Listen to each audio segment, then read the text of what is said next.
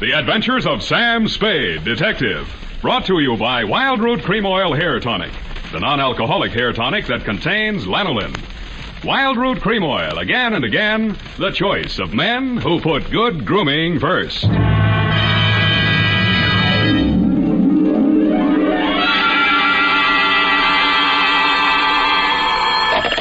Spade Detective Agency? It's me, sweetheart. Back from resisting arrest. Oh, Sam!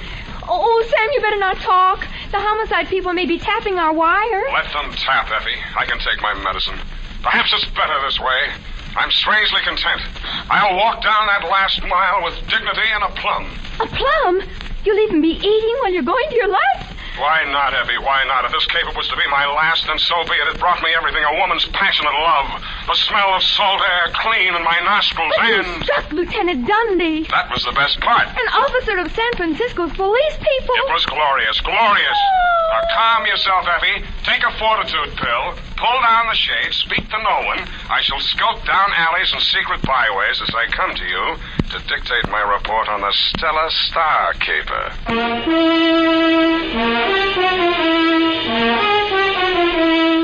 Dashiell Hammett, America's leading detective fiction writer and creator of Sam Spade, the hard-boiled private eye, and William Spear, radio's outstanding producer-director of mystery and crime drama, join their talents to make your hair stand on end with the adventures of Sam Spade. Presented by the makers of WILDROOT Cream Oil for the hair. Mom, don't look now, but school days are just around the corner. So I'd like to suggest that every day, before the children leave for school, you remind them to get that neat, well-groomed look with WILDROOT Cream Oil Hair Tonic. WILDROOT Cream Oil not only grooms the hair neatly and naturally, it also relieves dryness and removes loose dandruff. So for the children, for Dad, and for yourself, Mom, get WILDROOT Cream Oil Hair Tonic. Now in a new 25-cent get-acquainted size. WILDROOT Cream Oil Hair Tonic. A friend of the family. And now, with Howard Duff starring as Spade, WILDROOT brings to the air the greatest private detective of them all in the adventures of Sam Spade.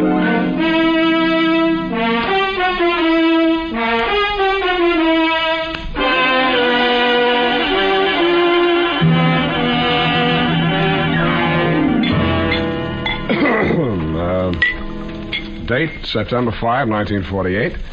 To Mrs. Stella Star, aboard the Stella Star, Marina Yacht Basin, San Francisco.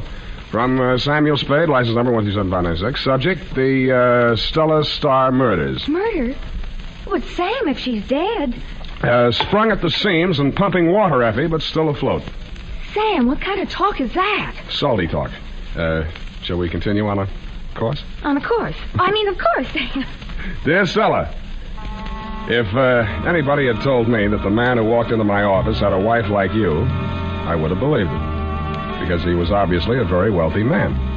He was wearing a very expensive skipper's uniform, $1,000 worth of Leica camera, $500 worth of binoculars, a platinum bosun's whistle with a star ruby mounted in it, and the goatee. I'm a very wealthy man, Mr. Spade. I do not say that in boasting, but as a point of information. Thanks. I like to get as many facts as I can from my clients.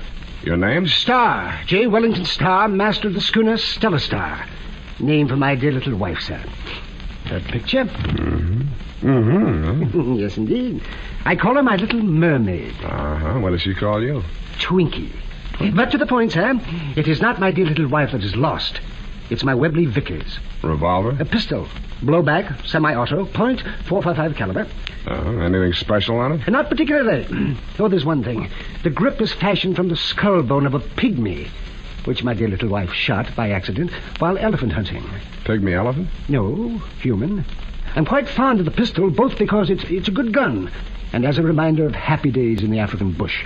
Here's a picture of my dear little wife in her hunting togs. Mm-hmm. Was that the pygmy standing next to her? Yes, before the accident. Poor little chap was quite melancholy all the morning. Well, sir, when you've found my Webley, bring it round to the yacht. We're moored in the Marina Basin. Have you reported this to the police? Oh, good heavens, no. Why not? It would mean no end of bother. Might even hold up my port clearance. Undoubtedly merely a matter of a crewman needing money. Filched it from my quarters and took it to a moneylender. Don't you imagine? Well, I'll give it a buzz. My fee is $25 a day. The gun worth that? I'm a very wealthy man, Mr. Spade. Well, then make it 50. We settled for 35, and he left. After a leisurely lunch at the Blue Bottle Bar and Grill, I asked myself, if I were a seaman who wanted to unload a hot gun, where would I take it? Well, that narrowed the field to about a half a dozen friendly waterfront pawn shops. It took me about an hour and a half to check Friendly Sam, Friendly Rufus, Friendly Tom, Dick, and Harry, and Joe Friendly's place. If your husband's story was true, I was sure I'd find the missing gun in one of these places. But I did. Yes? Something? Got a Webley pistol in here lately? Foreign gun, bone grip? Oh, I got all kinds of guns. Foreign, domestic, Japanese. All types handles. Bone, ivory, plastic. Okay. Take your pick. Choose it what you like it. Let me see that one there. That I can't sell. The ship ain't sailed yet. I got news for you, Joe. This one's hot. A living newspaper he is. How do you think I keep this place so warm with the fogs rolling in all the time? Who pledged it? Nah. Funny thing, I forgot to write it down. What's your interest? What's your name? Spade. Sam Spade. Private eye detective. The very same. Take it. An honor to be in cooperation with you. You'll sign my guest book. A pleasure. Thank you, Joe. Well, Sam Spade. Good night, sweetheart.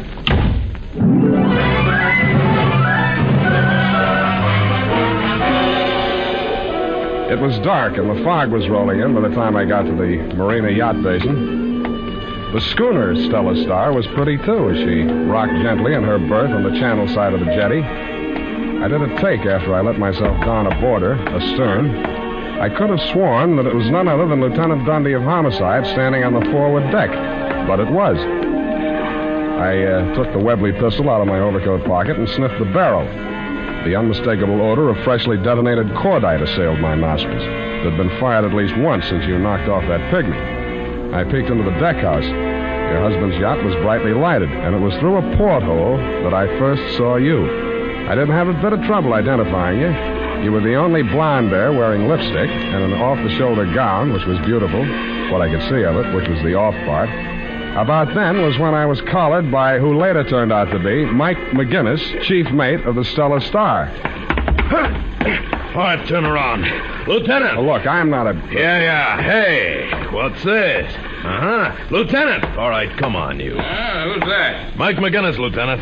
Found this guy hiding on that cruiser to our starboard. Good work, McGinnis. Have a gun on him, huh? Yeah, a Webley Vickers. That's it. Well, now, what's your name? Huh? Yeah, Dundee, it's me.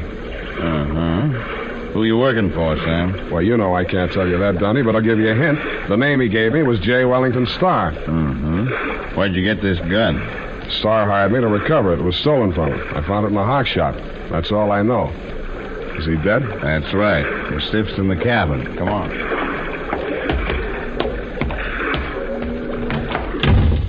Good evening, all. Oh, now, please. Now, Mrs. Starr, we mustn't be hysterical. Do you identify this man? Oh, that's him. The face, the porthole. He was wearing a gray hat, I remember now. Now, that's a very serious statement, Mrs. Starr. Are you absolutely sure of your identification? Oh, Lieutenant, that's the man who shot my husband. I never forget a face. Oh, now, please, Mrs. Starr. Mrs. Starr? Why this perfidious formality suddenly? Look, Dundee, you don't seriously... Sam, I don't know what to think. That is true. Know till ballistics tell me the slug in the body didn't come from this gun. Oh, well, it did, Dundee. Oh, you see, he admits it. Is that what you're doing, Sam? Oh, I don't make any statement without my lawyer, but this gun smells like cordite, and this dame here smells like frame. What's she got against you? I don't know. I never saw her before in my entire V. Oh, Sam, how can you say that? After all we've been to each other, the promises you made. We're in this together, darling. You shot him. All right, but because I inflamed your passions. But I'll stand by you. That's the only You're decent a fine, brave little woman. Now, Mrs. Starr, I'd like you to make that statement again. This time we'll write it down. Oh, must I, with poor Twinkie's body lying there so... Sergeant, pull out. Get this stiff. Take it away. I got the head again. Now, Mrs. Starr, you say you went ashore early this afternoon. Huh? Yes, Lieutenant. I wanted to see Sam. I wanted to talk to him. I wanted to tell him that it was all madness and could never be. But I disagreed. We met at a little restaurant off the beaten track where we often meet. What restaurant was that, Mrs. Starr? Well, just a little Italian place near his apartment. No, just a small place. It just says pizza. And they draw the curtains across the booth. Iron curtain, Dundee, and I always arrived in disguise wearing an iron mask. Oh, Well, continue. When you left the boat, you took something with you. Yes, the gun. That gun. Twinkie was so upset. Over Sam, that is. He had threatened self-destruction. I was afraid to leave him alone with this gun and I... Don't stop. This is exciting. Darling, you tell the rest of it. We may as well face it out. The truth is our only hope. Well, okay. Here's the rest of her story, Dundee. No. I can't let you here's her confess. story. No, I'll... She told me it was all over between us, see? The Twinkie had threatened to blow his brains out. Then she showed me the gun, see? I grabbed it away from her. There was a struggle. Then she pleaded with me. I told her if I couldn't have her, no other man would. She jumped on her broom and came down here to warn him. And that's when I put on my gray hat, cocked my pistol, and made a widow out of it. You got all that, Dundee? Now, wait a minute. You endorse this statement, Mrs. Starr? Why, no. Yes. Okay, Dundee, okay. You got all the dope. Now take me down and book me or let me go home. Well, Sam, I'm afraid I'm going to have to take you. Why, you...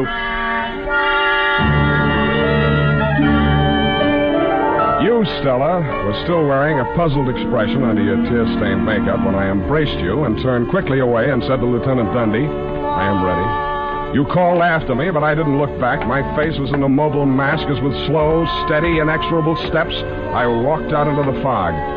Lieutenant Dundee cliched along beside me. And another thing, Dundee, I'll nail you for false arrest. Did you ever stop to think how long you've been a lieutenant of detectives? What does Mrs. Dundee say when you come home day after day without a promotion? Pretty story for the papers, too. Gullible Dick, enmeshed in yarn of seagoing glamour girl. You'll be back pounding a beat. How will your stupid little son explain that to his classmates at St. Agatha's? Well, speak up here, you cat. Got your tongue? Sergeant Polehouse. Go and check on things. Check on things, right? Look, Sam, I know that dame is lying. But why did you have to play along with her? You leave me with Hobson's choice. Yeah, that's smart of you, Dunny. That's shrewd. But look at it this way. Give her enough rope and she'll dig her own grave. There are more ways of skinning a cat than swinging it by its tail. Follow me? Yeah. Combined operations, Dundee. I'll go on the lam, see? Now, wait. Gee, I'll give her a pitch, something like this. I told that story to save your neck, I say. Why, she asked. Because it's a beautiful neck, I say. That's the part where I kiss it all the way down to the shoulder, see? Yeah. Well, Sam, it won't wash. Looked perfectly clean to me. Now, be serious, Sam. I can't do it. You shot off your mouth, now you have to pay the piper. Now, Dundee, all I have to do is demand a paraffin test. I haven't fired a gun since that day you scored 48 out of a possible 100 on the police range, and I'll publish that score, too. I had a cold. Sam, are you leveling? I am. You'll be an object of ridicule, the butt of all abuse, target for the night. Okay, Sam. Hit me. Do I have to? I can't look like I let you go without a fight. Okay, Dundee, but I'd like you to know this is going to hurt you worse than it does me. Thanks, Sam. Now, take it. No, watch it. Hey, come back here.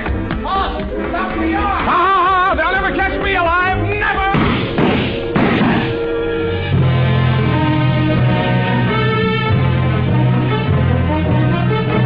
The makers of WILDROOT Cream Oil are presenting the weekly Sunday adventure of Dashiell Hammett's famous private detective, Sam Spade.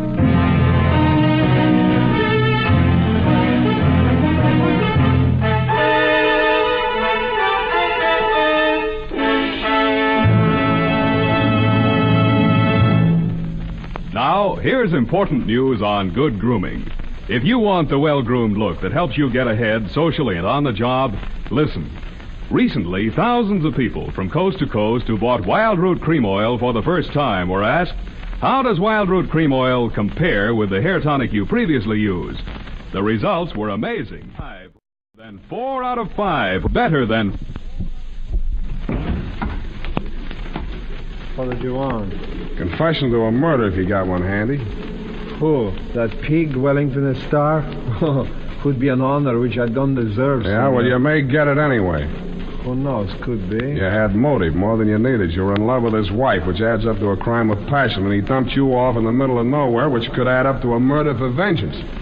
But I was not there. You were. I didn't have the pistols. You did. The widow did not accuse me. She accused you. Yeah, she's changed the story. She's accusing you now. That's a lie. She don't going to accuse me. She loves me. Sure. She loves me, too. She loves that chief mate. She loves anybody she can pin that murder on. She loves anybody that can help her make it stick. And the one that's left over gets the jungle treatment. I don't listen to no more bad talk about the Stella. I think you said too much already. I think I'm going to kill you with this. Hey, watch it. Look, I teach you manners when you speak of a lady. I cut you. I cut you in little pieces. Up the ship, Rudy. Come on. Get on your feet. Get up. No, I got enough. I told you. They kill me anyway when they find out what I done with that cargo. Then you did carry something. Sure. They had this load ready to go. The regular pilot got malaria. It was a way out. I want to find her again and pay off that pig. So I don't stop in Mexicali. I keep on flying. I got a plan. With $200,000 of narcotics, I'm going to send that pig a star into prison so he don't put his dirty hands on her no more. You mean you planted some narcotics on the Stella Star? Sure. How did you get that stuff on board without anybody knowing? My Stella, this girl is crazy for me. Get some clothes on. You turning me in? What charge? For now, smuggling narcotics and stealing this plane. The murder's something else again. I got to clear myself. And if I can't find the guilty party, I just soon hang that on you, too.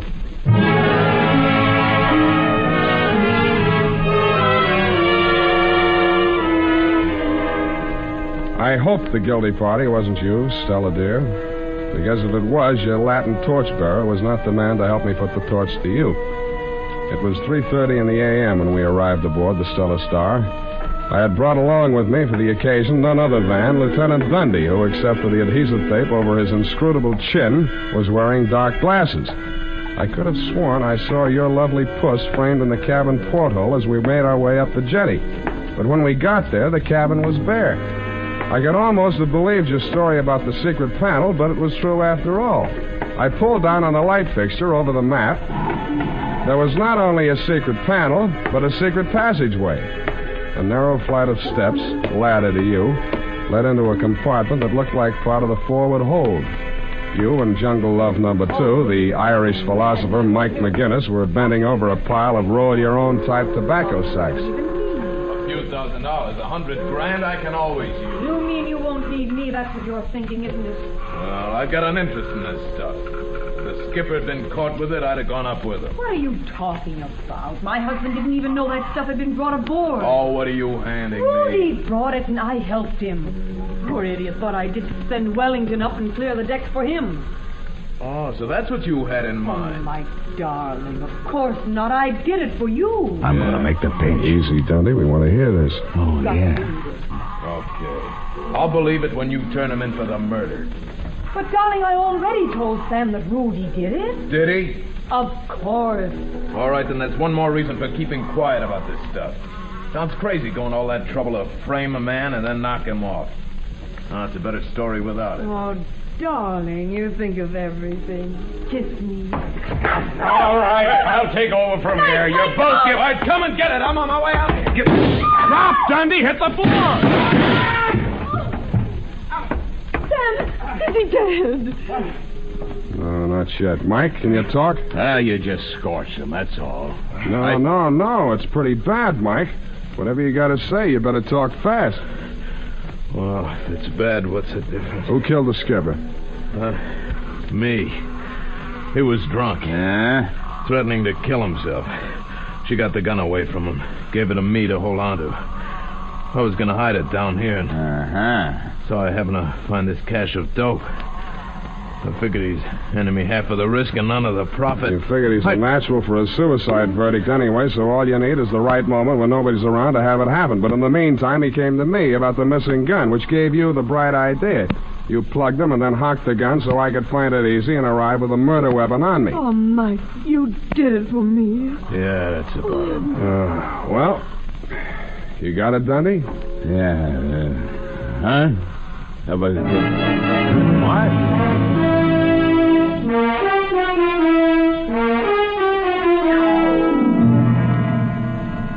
Lieutenant Dundee explained the caper to me as we sat over a lukewarm cup of chicory in his hideous apartment. And once again was I struck with the well-nigh indescribable thought processes of this otherwise simple man. And it suddenly struck me that Dundee, spelled backwards, is Edened. Thank you, Stella, for your generous offer of marriage, but it just wasn't meant to be. Period. End of romance. Will that be all, Sam? Yeah, what do you think about it? Of what, Sam? Well, my big adventure. Must have been awfully dull for you, Sam. Why do you say that? That girl. She must have gotten on your nerves terribly. Well... And having to make love to her in line of duty. Yes, I know. You're practically the male Mata Hari. Hey, now, wait a minute. I think you owe me an explanation. Oh, really? I thought it was self-explanatory. Excuse me, Sam, I really must type this up. Not a hurry yet. If you're particular about your appearance, then be particular about your hair tonic. Always insist on WILDROOT Cream Oil, the famous non-alcoholic hair tonic with lanolin that grooms your hair neatly and naturally, relieves annoying dryness, and removes loose, ugly dandruff. Now, get WILDROOT Cream Oil at your drug or toilet goods counter in the new 25-cent Get Acquainted size bottle. Also, ask your barber for a professional application of WILDROOT Cream Oil Hair Tonic. Again and again, the choice of men who put good grooming first. The copy is ready, Sam. Will you please indicate your corrections on the margin? In number 4 pencil, please, your smears. What gives? Really, Sam, with the amount of money expended on office supplies in the agency, I cannot be continually wearing out erasers.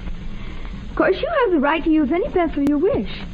In fact, it's quite obvious that you'll go your own way anyhow, even if your life is in danger. Making friends with all sorts of riffraff that should be in straitjackets. F. Not my place to criticize that. After all, the choice of your friends is your choice. But any girl who would shoot down a pygmy in cold blood would stop at nothing. F. And as nearly as I can make out, she didn't. F. Don't. You know what always happens. I know, and I can't stop. I just get all wound up, Sam. Come here. No, don't touch me now, Sam. Not after that awful... Come here. No, Sam, no, my hair and my lipstick. You just... Oh, Sam. I'll never go where flamingos fly, will I? I got news for you. Get your hat and coat, purse, gloves, and face on. They're all on. Didn't you notice? Oh, I thought you were gaining weight. Where are we going? Where flamingos fly, on the jukebox and all around the walls, called the Flamingo Bar and Grill. Oh, Sam. And do they have exotic drinks and everything? Sure, and free oyster crackers. Oh, lovely. Come on, get a move on. The blue plate special goes off at 9:45, and it's cream tuna on rice tonight. How nice. Good night, Sam. Hey, wait for me. I had cream tuna for lunch. Good night, Sam. Hard to get, eh? Well, two can play at that game. Good night, sweetheart.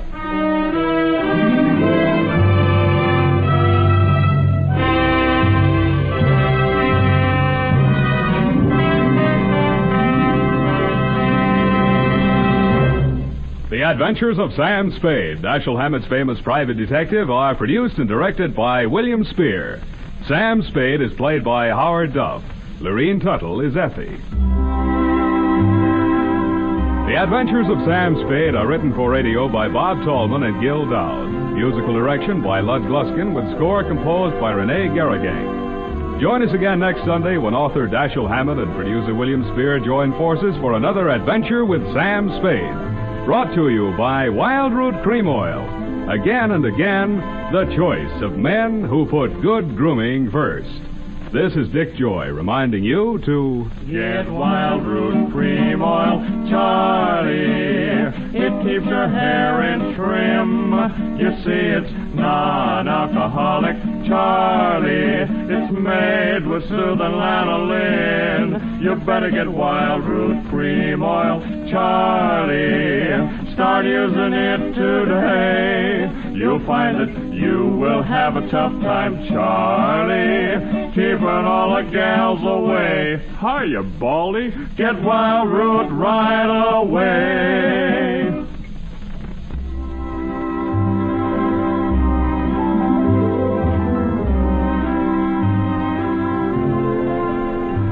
This is CBS, the Columbia Broadcasting System.